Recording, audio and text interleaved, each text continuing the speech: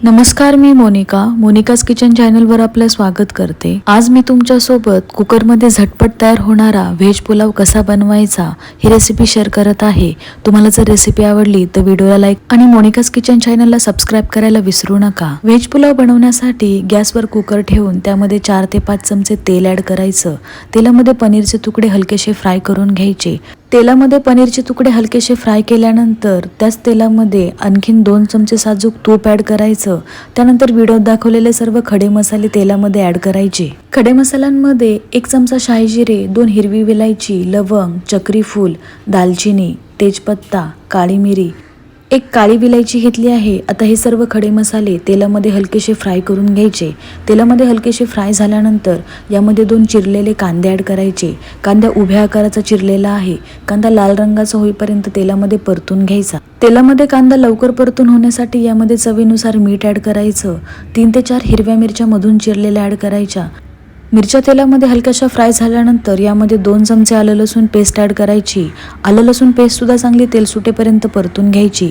त्यानंतर यामध्ये 1 बारीक चिरलेला टमाटर ऍड करायचा। टमाटर चांगला तेलामध्ये परतून झाल्यानंतर आता यामध्ये मी 2 मोठे चमचे पुलाव मसाला ऍड केलेला आहे। हा शाही पुलाव मसाला कोणत्याही दुकानामध्ये मिळतो।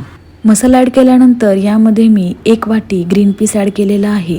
चवीनुसार मीठ ऍड करायचं। मीठ टाकल्यानंतर बिर्याणी राईस मी 1 वाटी भिजत ठेवलेला होता। हा भिजवलेला बिर्याणी राईस यामध्ये ऍड करणार आहे। बिर्याणी राईस हलक्या हाताने मसाल्यामध्ये मिक्स करून घ्यायचा। अशा प्रकारे भिजवून ठेवलेला राईस त्याचा पुलाव केल्यानंतर राईस लवकर शिजतो आणि तो चांगला फुलतो।